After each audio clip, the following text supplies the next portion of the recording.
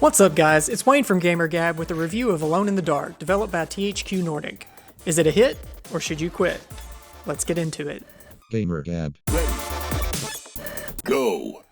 Alone in the Dark is one of the truly OG survival horror franchises in the world of video games. The first game in the series came out in 1992 and actually holds the Guinness World Record for the first 3D survival horror game. So when it comes to survival horror, Alone in the Dark literally wrote the book.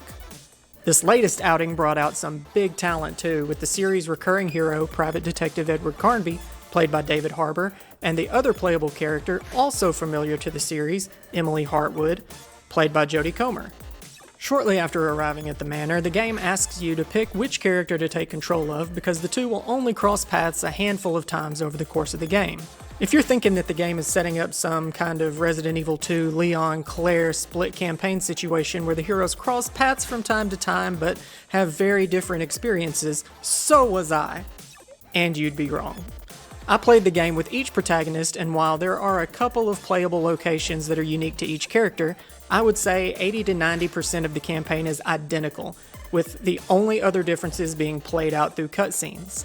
There are a variety of classic weapons to wield during combat like pistols, shotguns, machine guns, even a flare gun, but the game also features the most laughably destructible melee weapons I think I've ever seen in a game, with each one breaking after basically one use, whether it's a plank of wood or a pickaxe.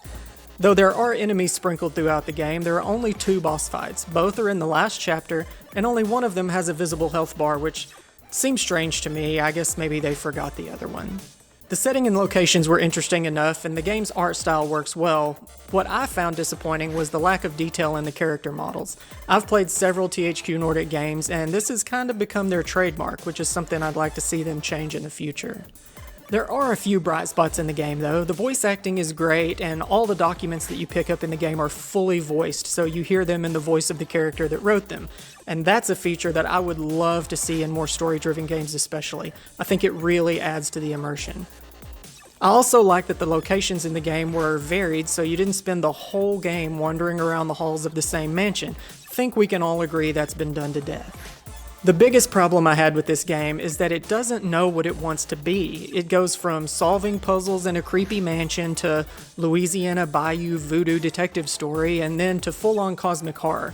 Any one of those 3 could have made a great game, but this one didn't do any of them well. It wasn't bad, it just wasn't great. I give Alone in the Dark a 6 out of 10.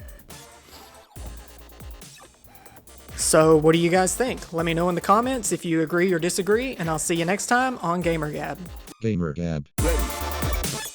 Go!